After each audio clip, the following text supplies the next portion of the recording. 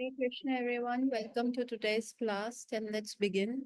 Om Agyanti Mirandasya Gyananjana Shalakaya Chakshunmilitam Yena Tasmai Shri Guruve Namaha Namo Vishnu Padaya Krishna Pristhaya Bhutale Shrimate Bhakti Vedanta Swami Iti Namine Namaste Saraswate Deve Gauravani Pracharini निर्विशेष शून्यवादी पाश्चात्य देश तारिणी जय श्री कृष्णा चैतन्य प्रभु नित्यानंद श्री अद्वैत गदाधर शिवासादि गौर भक्त वृंद हरे कृष्ण कृष्ण कृष्ण हरे हरे हरे राम राम राम हरे हरे वाञ्छा कल्पतरुभ्यश्च कृपा सिन्धुभ्य च पतितानां पावनेभ्यो वैष्णवेभ्यो नमो नमः। तो आप सबका स्वागत है आज की कक्षा में। और हम कर रहे हैं द टीचिंग्स ऑफ लॉर्ड चैतन्य। और अभी तक हमने देखा कि जैसे ही चैतन्य महाप्रभु ने मायावादियों का खंडन किया तो सारे मायावादी सारे कहने लगे साधु साधु साधु। इतना अच्छा जो एक्सप्लेनेशन चैतन्य महाप्रभु ने दिया है उसमें रस आ गया। वो मायावादी स्वयं कहने लगे हम मायावाद का खंडन करते हैं, हमें नहीं चाहिए। जो हमें रस इस चीज में आ रहा है वो हमें कहीं किसी और चीज में आ ही नहीं सकता। तो ऐसा जो है वो कहने लगे। और तब प्रकाशानंद सरस्वती जो थे चैतन्य महाप्रभु के चरणों में गिरने लग गए और उनको प्रणाम करने लग गए। और चैतन्य महाप्रभु ने उनको बहुत ह्यूमिलिटी से उठाया और कहा कि भाई नहीं, आप हमसे बड़े हैं, उम्र में बड़े हैं, मैं तो आपके समक्ष तुच्छ हूँ। तो प्रकाशानंद सरस्वती तब क्या कहते हैं, इस कंटेक्स्ट पे हमने छोड़ा था। तो प्रकाशानंद सरस्वती क्या कहते हैं कि चैतन्य महाप्रभु के जब श्री चरणों में गिरते हैं और चैतन्य महाप्रभु कहते हैं नहीं नहीं आचार्य पाद आप हमसे बड़े हैं, कृपया करके ऐसा मत कीजिए। तो वो क्या कहते हैं, पहले अनेक अवसरों पे मैंने आपकी निंदा कर चुका हूँ, ये श्री प्रकाशानंद सरस्वती ने उत्तर दिया। अब अपने को पाप मुक्त करने के लिए मैं आपके चरणारविंद में दंडवत प्रणाम करता हूँ।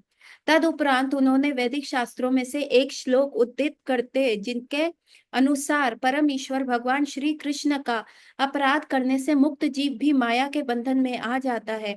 श्री प्रकाशानंद सरस्वती ने श्रीमद् भागवतम से एक अन्य श्लोक पढ़ा जो पूर्व भागवत श्रीमद् भागवत से एक अन्य श्लोक पढ़ा जो पूर्व जन्म के विद्याधर चिर नामक गंधर्व के सर्प रूप में नंद महाराज का आक्रमण से संबंधित था। भगवान श्री कृष्ण के चरणारविंद के स्पर्श से उस सर्प को अपना पूर्व शरीर पुनः प्राप्त हो गया, वह अपने पाप कर्म के फल से भी मुक्त हो गया। इस प्रकार ये सुनने पर वह भगवान श्री कृष्ण के समान है। श्री गौर सुंदर महाप्रभु ने मृदु विरोध किया। उनका अभिप्राय साधारण जनता को परम ईश्वर भगवान श्री कृष्ण तथा जीवात्मा की तुलना न करने की चेतावनी देना था। अतः स्वयं भगवान श्री कृष्ण होते हुए भी श्रीमान महाप्रभु ने इस तुलना का विरोध किया। उन्होंने कहा कि परम ईश्वर भगवान श्री कृष्ण से किसी अन्य की तुलना करना सर्वोपरि अपराध है।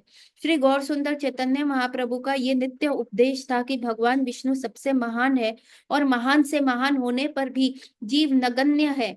इस संदर्भ में उन्होंने वैष्णव तंत्र हरि भक्ति विलास में उपलब्ध पद्म पुराण में से इस श्लोक का उदाहरण किया, जो ब्रह्मा शिव आदि महान देवताओं तक से भगवान श्री कृष्ण की तुलना करता है उसे सर्व प्राप्ति नास्तिक जानना चाहिए। तो यहाँ पे क्या हुआ, प्रकाशानंद सरस्वती जब श्रीमान महाप्रभु के चरण छू रहे थे तो महाप्रभु ने मना किया। तो प्रकाशानंद सरस्वती ने कहा महाप्रभु प्लीज मुझे छूने दो, क्योंकि मैंने आपकी बहुत जगह निंदा करी है और आपके चरण छू के मैं इस पाप से मुक्त हो जाऊंगा।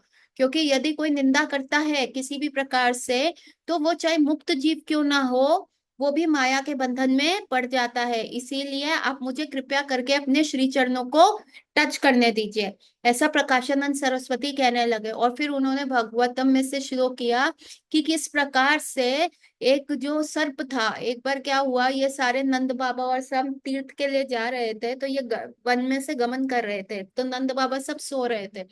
तो उसी समय एक सर्प ने नंद बाबा को आधा अपने मुंह में डाल लिया था धीरे धीरे, और नंद बाबा जोर जोर से चिल्लाने लगे कृष्ण कृष्ण कृष्ण। और भगवान कृष्ण ने जैसे ही आए और उनके चरण को स्पर्श करते ही वो सर्प जो था अपने पूर्व फॉर्म में गंधर्व में फॉर्म में आ गया था। किसी पाप की वजह से उसको ये श्राप मिला था और वो ये सर्प योनि में चला गया था। सो यहाँ पे प्रकाशानंद सरस्वती कह रहे हैं कि आप स्वयं, ये आप भगवान के छंद अवतार है, आप स्वयं कृष्ण है, तो कृपया करके मुझे आपके चरण टच करने दीजिए ताकि मैं पाप से मुक्त हो जाऊं। लेकिन यहाँ पे चैतन्य महाप्रभु कह रहे हैं, नहीं नहीं नहीं, ऐसा मत कहिए, ऐसा मत कहिए, क्योंकि यहाँ पे अभी पीछे ही वो मायावाद का खंडन कर चुके हैं। मायावाद क्या है? अहम ब्रह्मास्मि, हम जो है भगवान के तुल्य हो जाएंगे। तो यहाँ पे अगर प्रकाशानंद सरस्वती चैतन्य महाप्रभु को कृष्ण कहेंगे, ऑल्दो वो ही इज कृष्णा, बट वो अभी क्या है, एज अ डिवोटी आए हैं, और अगर वो इस चीज को एक्सेप्ट कर लेते हैं तो क्या होगा कि हम भी भगवान बन सकते हैं। तो जिस चीज का वो खंडन कर रहे हैं वो अपने उदाहरण से ही बता सकते हैं। Although he is himself Krishna, उनको लेने में कोई दिक्कत नहीं है, परंतु फिर भी वो मीठा मीठा विरोध करते, नहीं नहीं नहीं, विष्णु विष्णु विष्णु, ऐसा मत कहिए, भगवान तो बहुत ऊपर है ना। और हरि भक्ति विलास कोट करके कहते हैं कि ब्रह्म आदि शिव जितने भी देवी गण हैं, अगर देवता देवी गण हैं, उनकी तुलना भगवान कृष्ण के तुल्य की जाए तो ये अपराध है, और ये हमारा सेकंड नाम अपराध भी है, और ये हरि भक्ति विलास में भी लिखा हुआ है। मैं जान गया हूं कि आप स्वयं भगवान श्री कृष्ण हैं। इतना विरोध सुनने के बाद भी चैतन्य महाप्रभु का प्रकाशानंद सरस्वती क्या कह रहे हैं? मैं जान गया हूं कि आप कृष्ण हैं, आपने भक्त रूप धारण किया है, फिर भी विद्या और अनुभूति में हम सबसे महान होने के कारण आप परम पूज्य है। अतः आपकी निंदा करने से हम घोर अपराध कर बैठे हैं, कृपया हमें क्षमा कीजिए। उन्होंने कहा, हाँ मुझे पता है आप भगवान है और यहाँ पे आप एक भक्त का रोल कर रहे हैं, लेकिन कृपया करके हमें क्षमा कर दीजिए, हमने आपकी निंदा कर दी, हमसे गलती हो गई। श्रीमद् भागवत में सब योगी मुक्तों ने भक्त के उत्कर्ष का वर्णन किया कि भक्त कितना उत्तम है। क्या बताते हैं? मुक्त और सिद्ध जीव बहुत से हैं, किंतु उनमें से भगवान श्री नारायण का भक्त सर्वोत्तम है। परम ईश्वर भगवान श्री कृष्ण के भक्त सदा शांत एवं गंभीर रहते हैं, उनकी प्राप्ति कोटि कोटि मनुष्यों में भी दुर्लभ है। तो क्या कह रहे हैं प्रकाशानंद सरस्वती? भागवतम का श्लोक कोट करते हुए कहते हैं, बहुत सारे मुक्त जीव है ना इस संसार में भी। आप देखोगे हमारे पास भी कई बार पेशेंट आते हैं, उनको इतनी गंभीर गंभीर प्रॉब्लम्स होती हैं। जैसे आज ही एक मेरे पास पेशेंट आया, उसको पाइल्स का प्रॉब्लम था और उसमें से इतना ब्लड लॉस जा रहा है। मैंने उससे पूछा, भैया आपको दिक्कत क्या है? कुछ नहीं। नहीं आपको नहीं, मुझे कोई दर्द नहीं होता, कुछ नहीं। मैंने कहा, आपसे इसको भय नहीं लग रहा? नहीं। कब से है? 5 साल से है। अच्छा, आपने कोई इलाज नहीं कराया? नहीं, कुछ नहीं। क्यों? क्यों? अरे 2-3 दिन ब्लड जाता है, उसके बाद अपने आप ठीक हो जाता है, हर 3 महीने में होता है, तो क्या हो गया? है ना। सो वो अपनी कंप्लेंट से मुक्ति है। वो अपने काम में, he is a truck driver, वो अपने काम में इतना व्यस्त है, इतना व्यस्त है कि उसको लगता है कि ये जो प्रॉब्लम्स है उससे मुक्ति पा ली उसने, है ना। उससे मैंने पूछा, भैया तुम्हारे को प्रॉब्लम क्या है? कहते हैं, बस मेरे को रात को नींद आती है, मैं ट्रक चलाता हूँ, बैठा रहूंगा, नींद नहीं, ये मेरी प्रॉब्लम है। सो दैट इज कॉल्ड के उसको मुक्ति हो गई। सो ऐसे बहुत सारे मुक्त जीव है जिनको अपने सांसारिक सर्कमस्टेंशियल प्रॉब्लम से कोई प्रॉब्लम ही नहीं है, तो मुक्त हो गए ना। हमको तो हल्का सा कट लगता है तो हमको तो बहुत प्रॉब्लम होती है। आई हैव रोजेस, अपना मैंने होम गार्डन में रोजेस लगाए हैं, उसी का मेरे को अगर एक थॉर्न लग जाए, कांटा चुभ जाए तो बहुत दर्द होता है। तो कई जीव तो इतने मुक्त हैं। और सिद्धि, देखिए सिद्धि भी क्या है कि कईयों को कहते हैं इनके हाथ में शफा है, जस्ट ये टच कर देंगे तो व्यक्ति ठीक हो जाता है, ये एक सिद्धि है ना। श्रीला प्रभुपाद के टाइम ऐसा है, बहुत बहुत उस समय एक जोर पकड़ा गया था कि एक योगी जो था वो पानी के ऊपर चल के नदी प्राप्त कर पार कर लेता था, तो ये सिद्धि है। तो प्रभुपाद ने कहा, प्रभुपाद प्रभुपाद चलो उन स्वामी से मिलने चाहते हैं। प्रभुपाद के शिष्य आके बोले, ये सारे वेस्टर्नर्स थे। प्रभुपाद ने कहा, क्यों, क्या है, व्हाट इज ही डूइंग? अरे Prabhupada, he is walking over the water, it is a miracle, let's go and see. Prabhupada ने, तो क्या हुआ? उसने अपना पूरा जीवन व्यर्थ करके सिर्फ, उस समय बोट को इस पार से उधर जाने के 4 आने लगते थे, कहते पूरा जीवन व्यर्थ करके 4 आने बचाने का क्या फायदा? ये सिद्धि तो तब तक है जब तक उसका ये बॉडी है। तो दीज आर द पावर्स। कोई बहुत ही अच्छा गायक हो गया तो दैट इज ऑल्सो सिद्धि, उसको all over the world fame मिल गया, दैट इज ऑल्सो सिद्धि ना। कोई बहुत सुंदर नृत्य करता है, मतलब वो भी सिद्धि है। कोई एक सांस में पूरा गाना गा देता है, जैसे ब्रेथलेस आया था, ये भी एक सिद्धि है। तो सिद्धि और मुक्ति तो जो प्रकाशानंद सरस्वती कह रहे हैं भागवतम का कोट करते हुए, बहुत सारे मुक्त जीव मिल जाएंगे। बहुत सारे सिद्ध लोग मिल जाएंगे, लेकिन भगवान के भक्त बहुत कम मिलेंगे। तो इस चीज के ऊपर वो कह रहे हो, और यदि जब आपको ऐसा भगवान का भक्त मिल जाता है तो उसके पैर मत छोड़ो, उसके चरण मत छोड़ो, उसको मत छोड़ो। हमारे में इतना सामर्थ्य नहीं है कि हम अपने बल से जो है ठाकुर जी को प्राप्त कर ले, लेकिन यदि हमें ऐसा कोई भक्त मिल जाता है तो उसको नहीं छोड़ना चाहिए। ऐसा प्रकाशानंद सरस्वती कह रहे हैं कि ऐसा भक्त मिलना बहुत दुर्लभ है। कोटि कोटि जन्मों के बाद अगर यदि आपको ऐसा भक्त मिलता है तो उसको कभी नहीं छोड़ना चाहिए। श्री प्रकाशानंद के एक अन्य श्लोक सुनाए, और श्लोक सुना के अब अपना भागवतम में से चैतन्य महाप्रभु को क्या कह रहे हैं, जिसमें कहा गया है कि भक्त अपराध से जीव की आयु, ऐश्वर्य, यश, धर्म तथा महाकृपा की भी समाप्त हो जाते हैं। कि यदि आप किसी भक्त के प्रति अपराध कर दो और वो आपसे नाराज है तो क्या क्या कम हो जाता है, आपकी आयु कम हो सकती है, आपका ऐश्वर्य और यश कम हो सकता है, आपका धर्म का पतन हो जाता है, तथा आप महत कृपा से भी आपके ऊपर समाप्त हो जाती है ना। तो एक ऐसे ही व्यक्ति था जो एक जिसने हरिदास ठाकुर के पास क्या भेजा, एक जिसको कहते हैं एक वैश्या को भेजा हरिदास ठाकुर को बदनाम करने के लिए। वी नो हाउ द वैश्या गॉट कन्वर्टेड, लेकिन जो वो व्यक्ति था, he was a Hindu converted मुसलमान, लेकिन उसने हरिदास ठाकुर के प्रति अपराध किया और हरिदास ठाकुर 3 दिन में वो जगह छोड़ के चले गए। अब ये भक्त के ऊपर क्या हुआ, महत कृपा खत्म हो गई। तो इसके पास नित्यानंद प्रभु आए, नित्यानंद प्रभु जैसे ही इसके पास आए तो इसको इसके अंदर महत कृपा हो गई, साधु को देखने की दृष्टि खत्म हो गई। अपराध कर लिए, नहीं हमारे घर में तो जगह नहीं है, नित्यानंद प्रभु को जाके जहाँ गाय रहते हैं उस अस्तबल में उस जगह ठहरा दिया। नित्यानंद प्रभु पूरी रात वहां पे रुके और कहा कि अब इसका सब घटित होने का कम कम कम होता रहेगा। तो महत कृपा खत्म हो गई, धर्म उसका नष्ट हो गया कि साधु में कोई डिफरेंस नहीं है, उसको साधु साधु की सेवा का अवसर मिला और उसने वो छोड़ दिया। उसके बाद क्या हुआ कि वहीं पे उसी जगह जहाँ नित्यानंद प्रभु रुके थे, वहां पे क्योंकि वो मुसलमान बन चुका था, वहां पे उसने गाय काटी, धर्म नष्ट हो गया। गाय जैसे उसने वहां पे गाय काटी, उसका जो धन समृद्धि थी, ऐश्वर्य था, सब कम होने लग गया। वो एकदम गरीब बन गया और उसके बाद उसकी मृत्यु हो गई, किसी प्रॉब्लम की वजह से उसकी मृत्यु हो गई। सो कभी भी आप साधु के प्रति कोई भी अपराध करते हैं तो आप ध्यान रखिए कि आप ये चीजों के ऊपर जा रहे हैं, आप कोयले के ऊपर चल रहे हैं जो आपको जला देगा। श्री प्रकाशानंद सरस्वती तभी चैतन्य महाप्रभु से बार बार क्षमा मांग रहे हैं। श्री प्रकाशानंद ने श्रीमद् भागवतम में से एक और अन्य श्लोक उद्धृत किया। उसके अनुसार भगवान श्री कृष्ण के चरणारविंद के स्पर्श मात्र से बद्ध जीव के सब कलेशों की निवृत्ति हो जाती है, किंतु शुद्ध कृष्ण भक्ति के चरणारविंद के रज प्रसाद की प्राप्ति बिना परम ईश्वर भगवान श्री कृष्ण के चरणारविंद का स्पर्श नहीं प्राप्त हो सकता। भाव यह है कि श्री कृष्ण के किसी शुद्ध भक्त की कृपा के बिना कोई भी जीव कभी भगवान श्री कृष्ण का शुद्ध भक्त नहीं बन सकता। अब मैं आपके चरणामृत की शरण में हूँ, प्रकाशानंद सरस्वती ने कहा, क्योंकि मैं भी श्री श्याम सुंदर का भक्त बनने का अभिलाषी हूँ। इस वार्तालाप के बाद प्रकाशानंद सरस्वती तथा श्री गौर सुंदर चैतन्य महाप्रभु साथ साथ बैठ गए। मायावादी दर्शन में अपने जिन असंगतियों का निर्देश किया है वे सब हम जानते हैं, श्री प्रकाशानंद ने कहा। वस्तुतः हमें पता है कि वैदिक शास्त्रों में लिखित सारे मायावादी विशेषता शंकराचार्य कृत भाष्य भ्रांति मूलक है। वेदांत सूत्र पर शंकराचार्य की व्याख्या उनका मनोधर्म पात्र है। मनोधर्म मतलब अपने मन से निकाला हुआ, you know the he thought.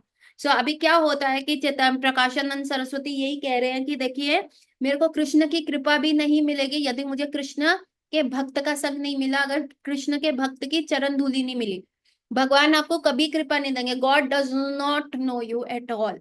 भगवान आपको बिल्कुल नहीं जानते, लेकिन वो अपने शुद्ध भक्त को जानते हैं। और यदि शुद्ध भक्त आपको अपने हाथ पकड़ के ले जाए तो भगवान कहेंगे हाँ हाँ आ जाओ, है ना। सो इसीलिए इट इज वेरी इंपॉर्टेंट। तो प्रकाशानंद सरस्वती भी यही कह रहे हैं। And now Prakashanand Saraswati confess कर रहे हैं कि हाँ, जो ये मायावादी था, ये जो शंकराचार्य ने दिया, he was just thinking, he was just अपना ही एजम्पशन बना रहे थे, उन्होंने अपनी ही टिप्पणियां दे दी हैं।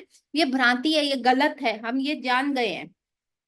तो ऐसा प्रकाशानंद सरस्वती कह रहे हैं। वस्तुतः हमें पता है कि वैदिक शास्त्रों पर लिखित साया मायावादी विशेषण शंकराचार्य कृत भाष्य भ्रांति मूलक है। भ्रांति मतलब बिविल्डर करने वाला है, मतलब कंफ्यूज करने वाला है।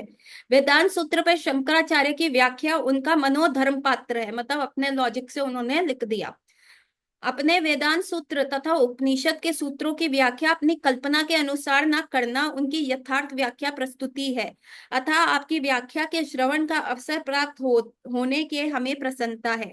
वेदांत सूत्र तथा उपनिषदों की ऐसी व्याख्या भगवान श्री कृष्ण के अतिरिक्त दूसरा कोई नहीं कर सकता। प्रभु, आप परम ईश्वर भगवान श्री कृष्ण के समान सर्वशक्तिमान है, अतः मेरे कल्याण हेतु वेदांत सूत्र की आगे व्याख्या करें। तो यहाँ पे ही इस कन्फेसिंग, आई नो कि वो सारा गलत था, और जिस प्रकार से आप व्याख्या कर रहे हैं तो किसी भी मनुष्य का सामर्थ्य नहीं है। तो मैं जान गया हूं आप भगवान है, भगवान कृष्ण ही है, क्योंकि इतना डिटेल एक्सप्लेनेशन, हर एक शंका को दूर करना ये किसी भी मनुष्य का काम नहीं है। तो कृपया करके आप यहाँ पे फुल स्टॉप मत लगाइए, हमें और बताइए, आनी और बताते जाइए। भगवान कहे जाने पर श्री गौर सुंदर चैतन्य महाप्रभु ने फिर से विरोध किया कि नहीं नहीं, मैं भगवान नहीं हूं। उन्होंने कहा, श्रीपाद, मैं तो सामान्य जीव हूं। वेदांत सूत्र का गंभीर अर्थ जानना मेरे लिए संभव नहीं, किंतु नारायण अवतार श्री व्यास देव उसका वास्तविक अर्थ जानते हैं। कोई भी सामान्य जीव अपनी प्राकृतिक धर्म से वेदांत सूत्र की व्याख्या नहीं कर सकता। वेदांत सूत्र पर अप्रामाणिक लोगों के भाष्यों को रोकने के लिए रचित्या व्यास देव ने स्वयं श्रीमद् भागवतम के रूप में वेदांत सूत्र का महाभाष्य पहले ही लिख दिया है। किसी भी ग्रंथ की सर्वोत्तम व्याख्या स्वयं उसके लेखक द्वारा ही लिखी जा सकती है। जब तक लेखक स्वयं ही अपने लिखने के उद्देश्य को प्रकट ना करे, तब तक कोई भी उसके मनोभाव को नहीं जान सकता। इसी कारण वेदांत सूत्र के लेखक द्वारा उनके महाभाष्य की रूप में रुचित श्रीमद् भागवतम द्वारा ही वेदांत सूत्र को समझना चाहिए। तो चैतन्य महाप्रभु कह रहे हैं, एक तो आप प्लीज मुझे बार बार भगवान मत कहिए, और दिस इज वेरी कॉमन, वेदांत सूत्र को कोई नहीं जान सकता, कोई भी मनुष्य अपने मनोरथ से, अपने पुरुषार्थ से नहीं जान सकता। ये तो सिर्फ वेद व्यास, जिन्होंने चारों वेदों की रचयिता है, वेद व्यास, उनको समझ में आ गया कि जैसे जैसे कलयुग बढ़ेगा तो बहुत सारे लोग इसकी टिप्पणी, इसको बहुत डिफरेंट डिफरेंट वे में समझाने का प्रयास करेंगे, तोड़ मरोड़ करेंगे। इसीलिए उन्होंने ये चीज की संकट पहले ही आते देख उन्होंने इसका महाभाष्य, इसकी टिप्पणी, इसकी कमेंट्री, इसका एक्सप्लेनेशन जो है वो श्रीमद् भागवतम की फॉर्म में पहले ही दे दिया है। और कोई अगर see if I have written a book, वो बुक का करेक्टर क्या है, कैसे वो इवॉल्व हो रहा है, उसकी क्या कहानी है, तो उसको एज अ लेखक मैं जानती हूँ, और मैं बहुत डीपली जानती हूँ, और मैं ये भी जानती हूँ कि मैंने इसके बारे में ऐसा क्यों ही लिखा है। तो मेरे से ज्यादा कोई भी व्यक्ति उस किताब को पढ़ के भी उसके अच्छे से बता नहीं सकता कि ऐसा करेक्टर क्यों हुआ, इसके अंदर क्या द्वंद था। इसलिए क्योंकि वेद को किसने लिखा, श्री व्यासदेव ने लिखा है।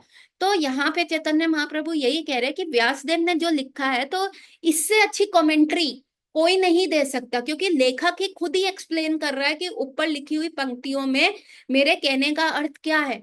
और इसीलिए वेद व्यास ने पहले ही श्रीमद् भागवतम दे दी गई है, और this is hands down the best commentary of 4 Vedas. तो यदि कोई व्यक्ति अपने पूरे जीवन में 4 वेद नहीं पढ़ पाता, पर वो श्रीमद् भागवतम को समझने का प्रयास कर लेता है, तो उसको पूरे वेद का सार पता चल जाता है ना। कोई होते नलायक बच्चे जो पूरा साल नहीं पढ़ते, लेकिन लास्ट के आखिरी महीने में कुंजी उठा के पढ़ लेते हैं। उसमें पूरा पूरा चैप्टर पढ़ने का तो समय नहीं है, उसमें संक्षिप्त कंसेप्ट समझ लेते हैं, तो वो पेपर पास कर लेते हैं। उसी प्रकार से हम पूरा अपना जीवन, हमारा मानव जीवन ही बहुत क्षण भंगु है। सत्ययुग में लाखों साल का एज होता था, त्रेता में हजारों साल का होता था, द्वापर में फिर कम 1000 साल, त्रेता में तो 10,000 से ज्यादा सालों का आता था, द्वापर में 1000 साल का होता था, और कलयुग में तो 2 जीरो भी पार करना मुश्किल है, 100 भी क्रॉस करना बहुत मुश्किल है। कईयों का विकेट 40 पे गिर जाता है, कईयों का 60 पे, कईयों का 70 पे। तो पूरा जीवन वेदांत सूत्र कैसे करेंगे? तो हमारे लिए तो वो क्रैश कोर्स ही अच्छा है। तो इसीलिए वेद व्यास ने श्रीमद् भागवतम दे दिया। प्रणव अथवा ओमकार संपूर्ण वेदों का अप्राकृतिक सार तत्व है। श्रीमद् भागवतम भागवत के ही अनुरूप गायत्री मंत्र में भी ओमकार की व्याख्या है। इस संबंध में 4 श्लोक हैं जिसके उपदेश ब्रह्मा को भगवान कृष्ण ने दिए थे। ब्रह्मा द्वारा श्री नारद मुनि ने उन्हें प्राप्त किया तथा नारद मुनि ने उन्हें व्यासदेव को प्रदान किया। इस प्रकार श्रीमद् भागवतम के श्लोकों का तात्पर्य गुरु परंपरा द्वारा अवतरित हुआ है। किसी को भी वेदांत सूत्र पर स्वयं मूर्तापूर्ण व्याख्याएं रचकर श्रोताओं को मार्ग भ्रष्ट करने का अधिकार नहीं है। वेदांत सूत्र को समझने के लिए श्रीमद् भागवत का गंभीर अध्ययन अनिवार्य है। नारद मुनि के उपदेश अनुसार वेदांत सूत्र की व्याख्या करने का प्रयोजन से व्यास देव ने श्रीमद् भागवतम का प्रणय किया। श्रीमद् भागवतम लिखने में ही व्यास देव ने वेदांत सूत्र के वर्णित उपनिषदों के संपूर्ण सार तत्व को एकत्र किया है। अतः श्रीमद् भागवतम समस्त वैदिक ज्ञान का सार सर्वस्व है। उपनिषदों में भी जो कुछ अभिव्यक्त है तथा वेदांत सूत्र में पुण्य व्यक्त है, वही श्रीमद् भागवतम में अतिशय सुंदरता से वर्णित है। श्रीमद् भागवतम के एक श्लोक है, जैसे ईशो उपनिषद में एक अंश है। उसके अनुसार प्रकृति, सृष्टि, प्रकाश में जो कुछ दिखता है वह सब भगवान श्री कृष्ण की शक्ति होने से उनके अभिन्न है। अतएव श्री कृष्ण सब जीवों के ईश्वर मित्रता भरता है। हमें श्री कृष्ण की कृपा के आश्रय में रहकर उन्हीं वस्तुओं का ग्रहण करना चाहिए जो हमें प्रदान की जाए। इस प्रकार किसी दूसरे के पदार्थ का अपहरण किए बिना जीव धारणा किया जा सकता है। तो यहाँ पे चैतन्य महाप्रभु क्या कह रहे हैं कि पूरा श्रीमद् भागवतम जो है व्यास देव द्वारा रचित है और वो पूरा सार है। और ये कैसे आया, ये स्वयं भगवान कृष्ण ने ब्रह्मा जी को बताए थे। 4 श्लोक बताए, जिसे चतुश्लोकी भागवतम कहते हैं। ये ब्रह्मा जी को 4 श्लोक बोले गए थे। वो 4 श्लोक ब्रह्मा जी ने जाके अपने पुत्र नारद मुनि को बताए और नारद मुनि ने जाके वेद व्यास को बताए और इन्हीं के ऊपर आधारित पूरी श्रीमद् भागवतम लिखी गई है ना। और ये सारे उपनिषदों और शास्त्रों का सार है। कैसे वो बता रहे हैं, एग्जाम्पल भी दे रहे हैं कि ईशोपनिषद में एक श्लोक आता है जिसको हम कहते हैं ईशावास्या प्रिंसिपल। ईशावास्या प्रिंसिपल क्या होता है कि जो हमें जरूरत है, एग्जाम्पल से समझाती हूँ। प्रभुपाद ने बहुत सुंदर सा एग्जाम्पल दिया हुआ है उसमें, ईशोपनिषद में भी, कि जैसे कि सड़क पर अगर बाय चांस कोई बोरी लेके अनाज जा रहा था और उसकी अनाज की बोरी खुल जाती है और उस अनाज की बोरी से खुलने से क्या होता है, सारा अनाज जो है वो जमीन पे फैल जाता है। तो बहुत सारी चिड़ियां उस अनाज को देख के अट्रैक्ट हो जाती हैं। तो वो चिड़ियां जो है वो दाना चुगती हैं, जितना उनका पेट भरता है उतना खा लेती हैं और फिर वहां से उड़ जाती हैं, फिर वो वहां पे पलट के नहीं आती। तो मतलब क्या हुआ, जितने की उनकी आवश्यकता थी वो अनाज उन्होंने खा लिया, बाकी वो चले जाते हैं। तो यहाँ पे मनुष्य क्या करते हैं, उसको संचय करने का हैबिट है कि मैं इसको भी जोड़ लूं, इसको भी रख लूं, ऐसे भी रख लूं, वो भी रख लूं। तो मनुष्य क्या करता है, जितना उसका जरूरत होता है वो तो करता है, लेकिन दूसरे से भी ईर्ष्या करता है। उसके पास ज्यादा कैसे हो गया, उसके पास बड़ी गाड़ी कैसे हो गई, उसके पास इतना कैसे हो गया, मैं भी इससे बड़ा घर लूंगा, मैं भी इससे बड़ी गाड़ी लूंगा, मैं भी इससे ऐसा करूंगा। सो दिस इज कॉल्ड की ईर्ष्या करना, दिस इज कॉल्ड की संचय करना। तो यहाँ पे भगवान बड़े उससे बता रहे हैं ईशो भाषा प्रिंसिपल से उपदेशन में कि जो आपके लिए आवश्यक है, जिसपे जो कृष्ण ने आपके लिए साइड किया है, बस आपका अधिकार उसी पे है, वो ले लीजिए। छल कपट करके, जैसे 4 भाई हैं तो एक भाई क्या करता है, उसको लगता है मैं तीनों की जमीन हड़प लूं, मैं सबका ले लूं, है ना। बहुत सारे ऐसे केसेस आते हैं, आप देखेंगे पूरा ये कोर्ट ऐसे केसेस से भरा भरा हुआ है। तो ये क्या हुआ कि अपनी ग्रीड से ऊपर लेना, तुमको तुम्हारा हिस्सा मिल रहा है, तुम्हारा हक उसी पे है, लेकिन तुम छल कपट करके दूसरे का हिस्सा क्यों ले रहे हो। यही ईशोपनिषद में लिखा है, जो ठाकुर जी ने आपके लिए रखा है कि इतना, this is your quota, you keep it with yourself, ये आपका है। और यही चीज श्रीमद् भागवतम में भी है, यही बताया गया है। तो यहाँ पे चैतन्य महाप्रभु कह रहे कि देखिए, ये मैंने आपको उदाहरण देके समझाया कि सारे उपनिषदों, सारे पुराणों तथा सारे वैदिक ग्रंथों का जो सार है श्रीमद् भागवतम में, उन्होंने एक ये एग्जाम्पल दिया ईशावासा का। दूसरे शब्द में चैतन्य महाप्रभु क्या कह रहे हैं, दूसरे शब्द में उपनिषद, वेदांत सूत्र तथा श्रीमद् भागवत का लक्ष्य एक ही है। जो वेदांत आपको इतनी सारी किताबें पढ़ के एक तरफ इंगित कर रहा है, एक तरफ लक्ष्य कर रहा है, वो श्रीमद् भागवतम पढ़ के भी आपको वो लक्ष्य समझ आ जाएगा, वो गोल समझ आ जाएगा, वो सारांश समझ आ जाएगा। श्रीमद् भागवतम के गंभीर अध्ययन से ज्ञात होता है कि सब उपनिषद तथा वेदांत सूत्र का उनमें अत्यंत मनोहर वर्णन है। मनोहर वर्णन क्यों है कि श्रीमद् भागवतम में, because it is written in a very nice way. It is written कि जो अट्रैक्ट करता है, it is written in the story form. अभी वेदांत सूत्र क्या, पूरा फिलॉसफी फिलॉसफी फिलॉसफी, लेकिन श्रीमद् भागवतम क्या है, हर एक व्यक्ति का जो जीवन में कैसा वो गया, हर एक व्यक्ति के लाइफ का एग्जाम्पल्स दिया है। कि भाई कुंती महारानी जब फंसी तो उन्होंने क्या प्रेयर किया, है ना। जब द्रौपदी फंसी उसने क्या प्रेयर किया, है ना। और जैसे वो वृत्तासुर वृत्तासुर मर रहा है इंद्र द्वारा, वो क्या बोल रहा है। तो सबके लाइफ एक्सपीरियंस में उन्होंने क्या चूज किया, श्रीमद् भागवतम उससे हमें समझा रहा है। और कहानियां तो रुचिकर होती ही हैं, कहानियों से तो हृदय अट्रैक्ट होता ही है। तो यहाँ पे बताया गया है, तो श्री पूरा वेदांत सूत्र का जो डिफिकल्ट से डिफिकल्ट फिलोसफी भी है, वो श्रीमद् भागवतम में उसका बहुत मनोहर, बहुत ही अट्रैक्टिव वे में वर्णन है। श्रीमद् भागवतम में हमें परम ईश्वर श्री कृष्ण से अपने नित्य संबंध को फिर स्थापित करने का संबंध तत्व, उस संबंध में क्रियाशील होने का अभिधेय तत्व तथा अंत में उन्हें उसे परम लाभ कृष्ण प्रेम प्रयोजन तत्व प्राप्त करने की शिक्षा प्रदान होती है। तो श्रीमद् भागवतम में हमें क्या मिलता है, एक हमारा संबंध स्थापित होता है कि हम किसके हैं, किसको बिलोंग करते हैं, कृष्ण को। इट्स लाइक कि आपने लड़की देख ली, अब आप कह रहे हो लड़की से जरा हालचाल जान पहचान बढ़ाए, जान पहचान बढ़ा ली, उसके बाद अब उसको इम्प्रेस करना है। इम्प्रेस करने के लिए तरीके होते हैं, उसको फेवरेट कलर क्या है, उसको कौन सा फ्लावर अच्छा लगता है, उसको कहाँ जाना अच्छा लगता है, उसको कैसी चीजें पसंद है, व्हाट डज शी वांट। तो दिस इज क्रियाशील, दिस इज कॉल्ड अभिदय तत्व, you are working on that. संबंध बना रहे, हाय हेलो, मैं इस क्लास में, तुम उस क्लास में, तुमने कौन से सब्जेक्ट्स लिए हुए, मैंने कौन से सब्जेक्ट्स लिए, तुम क्या करना चाहती हो, तुम क्या बनना चाहती हो, मैं ये कर। सो दिस इज संबंध, a major introduction. And then अब पटाऊ, लड़की पटाऊ हुए इज अभिदय। एंड देन उसका प्रयोजन क्या है, द रीजन क्या है, to live with her, to get married to her, to imagine life with her. तो यहाँ पे प्रयोजन क्या है, हम अभिदय क्यों कर रहे हैं, ताकि हमें कृष्ण प्रेम प्राप्त होए, भगवान के धाम में रहे, भगवान के साथ रहे, कभी भी भगवान हमारी आंखों के सामने से ओझल ना हो, राधा दास्यम प्राप्त करें, कृष्ण प्रेम प्राप्त करें। तो यही हमारा संबंध तत्व, अभिदय तत्व और प्रयोजन तत्व, तो ये पूरा श्रीमद् भागवतम में बताया गया है। अहम एव से प्रारंभ 4 श्लोक संपूर्ण भागवत के परम सार निष्कर्ष स्वरूप है। वे इस प्रकार है, सारे जीवों के संबंधों का मैं परम केंद्र हूँ तथा मेरा ज्ञान ही परम ज्ञान है। जीव द्वारा मेरी प्राप्ति की पद्धति को अभिदय कर कहते हैं। इसके द्वारा जीवन की सर्वोपरि संसिद्धि कृष्ण प्रेम की प्राप्ति हो सकती है। कृष्ण प्रेमी को जीवन पूर्ण हो जाता है। तो क्या ब्रह्मा जी को 4 श्लोक क्या बताए थे भगवान कृष्ण में, कि सारे जीवों का केंद्र मैं हूँ।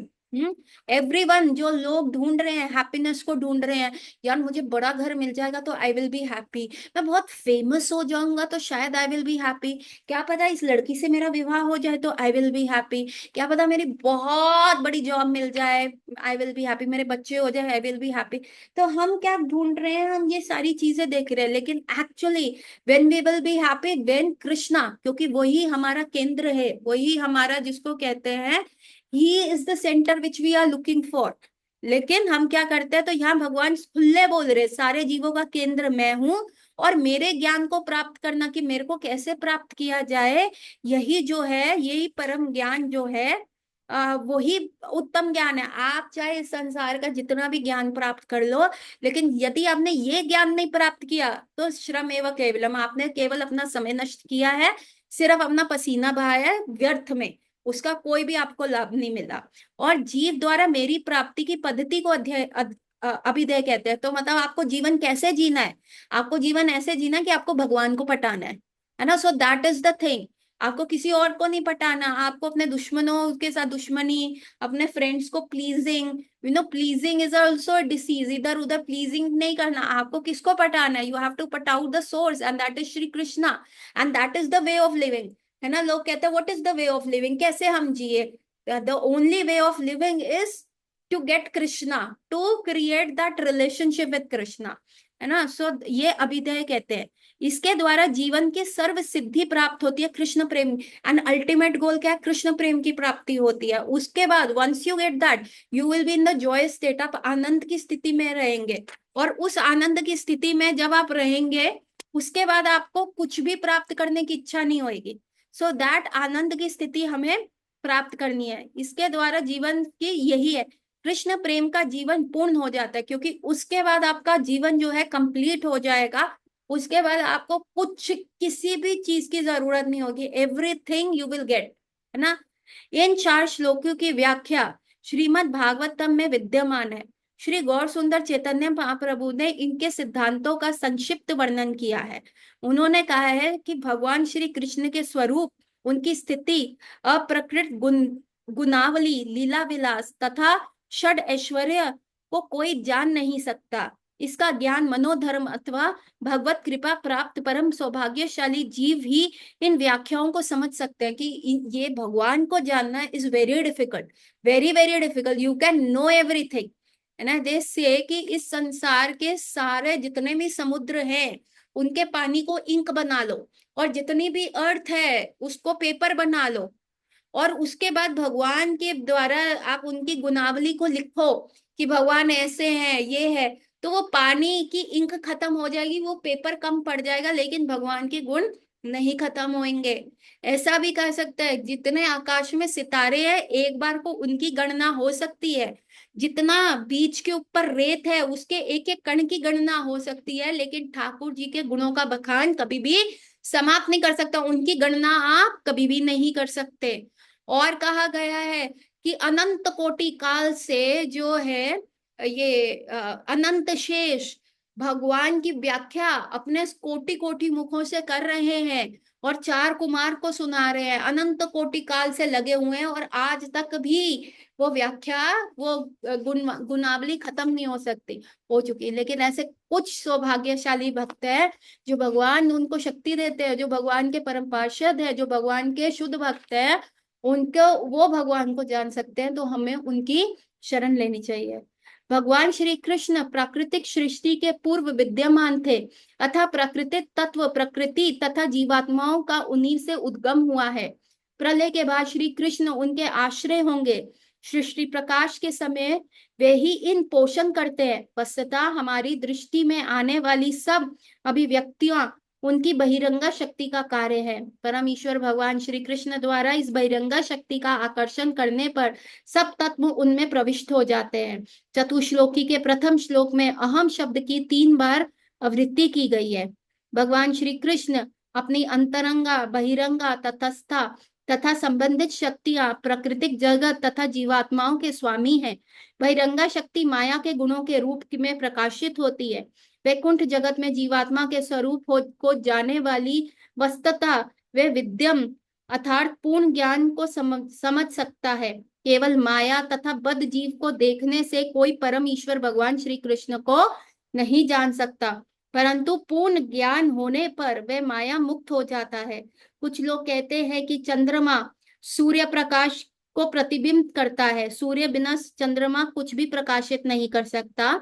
इसी प्रकार ये प्राकृतिक जगत प्रकाश व्योम का प्रतिबिंब मात्र है। बहिरंगा शक्ति से यथार्थ से मुक्त होने पर ही जीव भगवान श्री कृष्ण का स्वरूप जान सकता है। श्री कृष्ण की प्राप्ति का एकमात्र उपाय भक्ति है। इस भक्ति को जीव किसी भी देश, काल या परिस्थिति में ग्रहण कर सकता है। भक्ति का स्थान धर्म के 4 पुरुषार्थ तथा मुक्ति से होने वाले ज्ञान से भी उच्च है। भक्ति के प्रारंभिक साधन भी मुक्ति जनित बड़े से बड़े ज्ञान तथा सामान्य धर्म ज्ञान से उत्कृष्ट है। अतएव मनुष्य मात्र को जाति, मत, वर्णन, देश आदि की चिंता किए बिना प्रामाणिक गुरु के निकट जाके भक्ति के सर्वांग वर्णन का श्रवण करना चाहिए।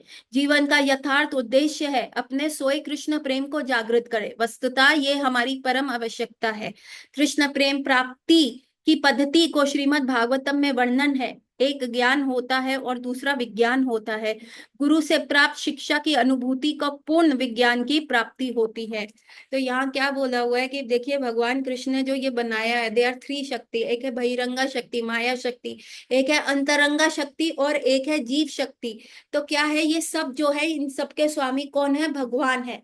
और ये बोला गया है कि जो जीव है वो जो है वो अकेला नहीं रह सकता, या तो वो अंतरंगा शक्ति के अंडर रहेगा या बहिरंगा शक्ति के अंडर रहेगा। ये जीव का अपना इंडिपेंडेंस है।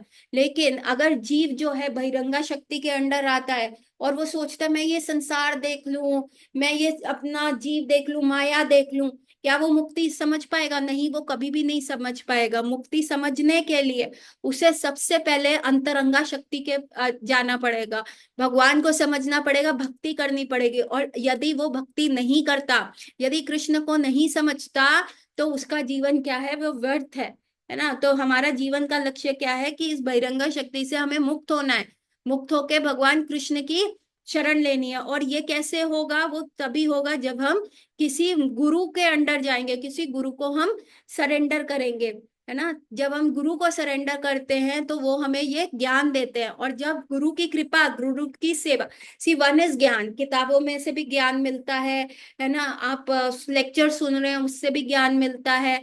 तो ज्ञान है, गुरु के करने से, गुरु करने से ज्ञान मिलेगा, गुरु बताएंगे। लेकिन गुरु की सेवा करने से वो ज्ञान क्या है, हृदय में रियलाइज होगा। और जब ये ज्ञान हृदय में रियलाइज होगा, देन देन ओनली ये विज्ञान बनेगा। विज्ञान is a practical form of ज्ञान। ठीक है, हमें पता है इवेपोरेशन होता है, हमें थ्योरी में ज्ञान में सिखाया जाता है, अगर आप नीचे आग लगा जाते हैं, पानी उड़ता है, भाप बनता है। लेकिन जब हम पानी गर्म करते हैं तो हम उसको देख पाते हैं कि इवेपोरेशन हो रहा है। उस इवेपोरेशन से क्या होता है, बारिश होती है, बादल बनता है और बारिश होती है। सो दिस इज विज्ञान, उसको हम देख पा रहे हैं, प्रैक्टिकली अप्लाई कर पा रहे हैं। So the practical application of ज्ञान, जो हम प्रैक्टिकली उस ज्ञान को समझ पाते हैं, दैट इज विज्ञान। और तब सी, सबको पता है हम जीव नहीं, हम आत्मा है। हमारा शरीर पे कष्ट आते हैं, जो भी चीज होती है शरीर पे होती है। जीव आत्मा को कोई नहीं मार सकता, कोई भेद नहीं सकता, ये सिर्फ आउटर कवरिंग है। ये तो हम कितनी बार सुन चुके हैं, एज अ भारतीय, एज अ हिंदू। भगवत गीता ये हम कितना कितना सुन चुके हैं। लेकिन क्या हम रियलाइज करते हैं? हमें कोई गाली देता है, हमारे मुंह से भी एकदम गाली निकलती है। हमारे को कोई अपशब्द बोलता है तो हमारे को भी लगता है अपशब्द बोले, हमें भी ईर्ष्या होती है। जबकि हम आत्मा है, हमारा शरीर तो टेम्परेरी है। पर ये रियलाइजेशन, ज्ञान तो मिल गया कि हम शरीर नहीं, हम आत्मा है, पर उसका प्रैक्टिकल रियलाइजेशन नहीं आया ना। तो वो प्रैक्टिकल रियलाइजेशन क्या आता है, साधु संग से आता है, और साधुओं की सेवा करने से आता है, और गुरु की सेवा करने से आता है। तभी हम भगवान की अंतरंगा शक्ति को अप्रोच कर पाएंगे। So for today we will end this, because उसके बाद एक नया चैप्टर शुरू हो रहा है and it is less than a minute.